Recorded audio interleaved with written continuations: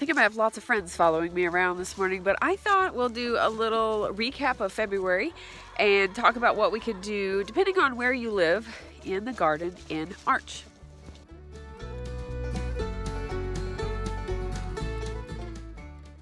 So as you can see, in March I have a lot of work to do. I've got all these beds that I'm going to start filling up, but that is not what is in the book for today. So we're going to talk a little bit about what's actually in the book I have. Alright, so in March, if you have, just like in January and February, if you do have, I said I was going to recap February, but I'll just leave the link to the video up here. Just like in January and February, if you have overwintered vegetables, then you might have stuff to harvest, and some of those might be Swiss chard, parsnips. You might have a cauliflower or kale.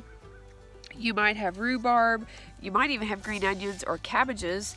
I've even seen celery picked out from underneath the snow. So you could have some stuff. Unfortunately, we don't here. Our beds are all empty from other than seeds. I have one bed planted so far. I'm a little behind on my schedule, but that's okay.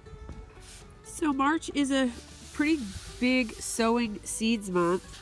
And some of the things that you can just plant are asparagus. You can get these eggplants, your chilies and peppers, of course, going inside. You can get your cabbages and your broccoli. Now I have all those ready.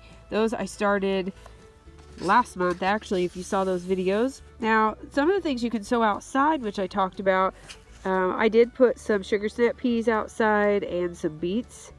So you can go ahead and get some cooler temperature or tolerant, cold temperature tolerant plants out, and you can get those started. Now my seeds haven't come up yet, of course, because it's not like the ground is not staying. It's kind of been going back and forth still, so it probably still needs to be a little bit warmer, and I think we've got some weather coming up, so they're just going to take a little bit longer to sprout. But I've never really tried to plant to start beets inside, and it's not recommended because they're a root crop. So I haven't done that yet. But now this book says it's the last chance to plant new bare root apple and fruit trees. Now I haven't really bought bare root ones. They're usually in a pot from like Rural King or something like that. So, and those are out now. I saw the trees the other day. I don't really need any more, but that's really hard not to buy some. The other, of course, is garlic. If you haven't planted your garlic, you can go ahead and get that planted. As you know, if you've watched my videos, I have garlic. I just kind of leave. I don't take it all in, and it comes up as nature allows it. And herbs. So this is a time to start your herbs at the end of the month. If you've got different herbs like coriander, fennel, or oregano or parsley, you can kind of spread those out on the ground where you would like those to come up. I do have some I need to get out, and I just need to figure out where I want to designate that, I may just put some in. I liked last year I was able to put some herbs and flowers and stuff in with my plants, and I really like doing that, so I'll probably do that again. But you could actually, depending on your growing zone, you could actually go ahead and start some lettuce as well and other salad crops. I haven't done that yet, but my lettuce inside is not really coming up very good, so I may try that. I mean, I have enough beds right now, but of course half of them don't have dirt, so there's that. But your onions, it's not too late to go ahead and plant onions. I know our local Rural King store still has onions and potatoes. So we usually plant potatoes, I think, around Valentine's Day, so I'm a little behind. I didn't get seed potatoes. I'm actually trying potatoes from seed. I don't think they're going to work, but they seem like a lot of just work, period. But they had to come from somewhere, so they probably did come from that, but it's just a lot of work to grow them that way. Now, if you can't find a local place that sells seed potatoes, you can actually, I've done this depending on what kind of potato they are, but if you buy organic potatoes from the store, a lot of times the eyes will come on them, and you can cut those up and you can grow those. Now, I've heard that the other kind of potatoes they spray, non-organic potatoes, so that they won't do that.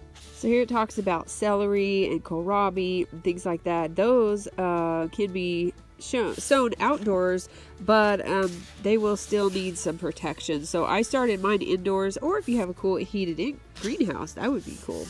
I do not have one of those. So these are some of the vegetables I've already actually started inside. If you need to start them now, it's not too late. So I do have Brussels sprouts and cabbages, and I have chili peppers. I have not started cucumbers inside. I haven't thought about that, but I guess I could to kind of get ahead of the bugs and stuff. But I do have kohlrabi, and I'm trying to get lettuces, and I'm trying to get broccoli, and tomatoes are coming up too. Sweet potatoes I do not have, and I'd really like to get those. So I had a really good crop of strawberries, and I messed up, and I don't know what happened on my plants. I bought some plants a couple years ago, and they did so well the first year. Last year, I think Annabelle got in them when she got out of the fence, and she kind of demolished them, kind of ate a lot of them. And so they didn't really do very well, and they were putting off a lot of runners, and I was trying to, like, you know, make a new bed, and they just all died. And I didn't do a very good job. I'm not a very good strawberry plant farmer, evidently. So I'm going to have to buy some more strawberry plants this year and hopefully get those going well. I'll have to cover them because the chickens do get in them. They destroyed them one year.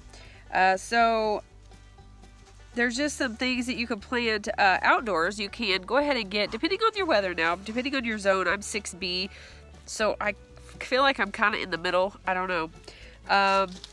So you can plant asparagus. Like if you have asparagus crowns, you can go ahead and get those. I have asparagus crowns. I have started asparagus from seed before, and I had luck with it. I started it. I think I started it out inside and then put them outside, and they did come up. They're super cute. They're tiny, tiny, tiny, but they're really cute.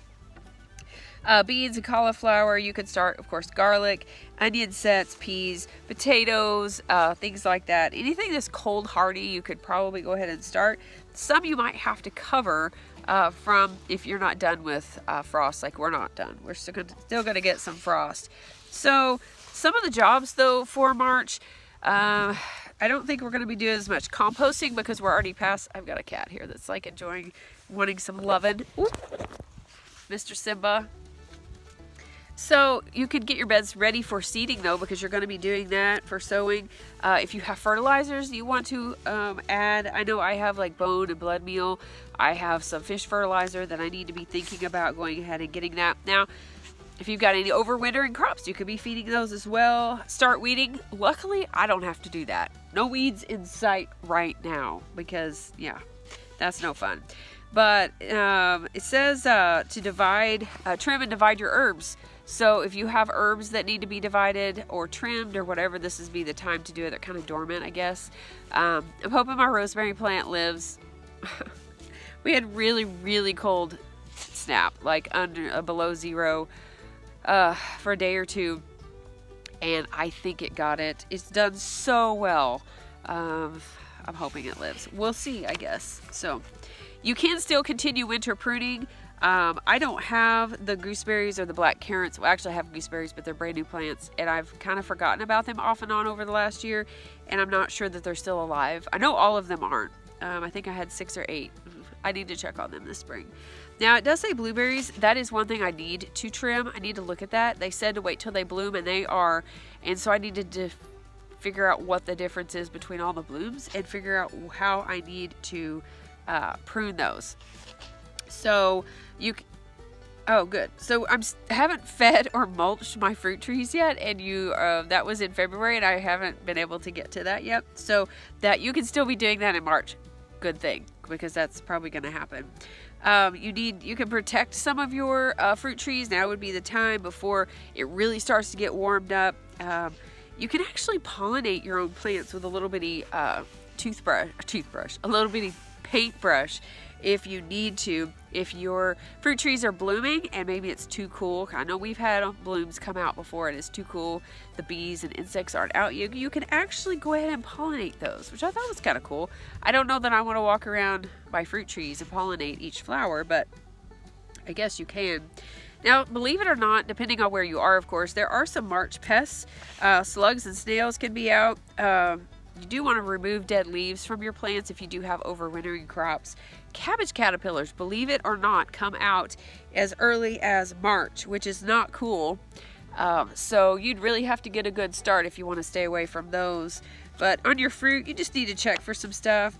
Don't spray when they're in bloom, when they are in bloom, or when they have a blossom on them. You may have to cover them or just kind of keep an eye on them. I don't spray mine. I need to figure out what kind of organic spray I could put on them. But I have lots of plans this year. I don't know if they're all going to happen.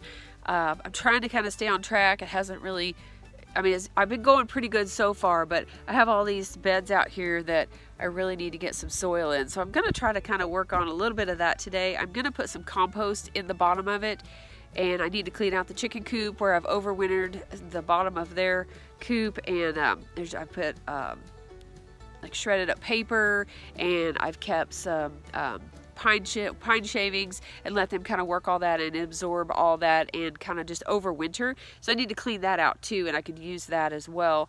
But and figure out a way what I'm going to do with the chickens. If you got any ideas, send them below in the comments. But I need to figure out how to keep the chickens out of the garden, if I'm going to keep them free ranging, and all that good stuff. But anyways, this was just kind of like a little list of what's going on in the garden. I've probably bitten off more than I can chew this year, not gonna lie. I may have too many raised beds. We'll see how it goes, see how busy I am. But half will have irrigation, half will not. So I'll have to decide what I want to do there, if I want to continue that on. I guess we'll kind of see, kind of compare both of them. So I'll just have to be mindful that I do have to water if I get those planted, half of them by hand. So anyways, I hope you have a lovely rest of your day. Don't forget to like and subscribe, and don't forget to be lovely lights today. What's up, Simba? You want some attention too, huh? Yeah, you want some attention? Yeah. Sorry, no milk for you this morning.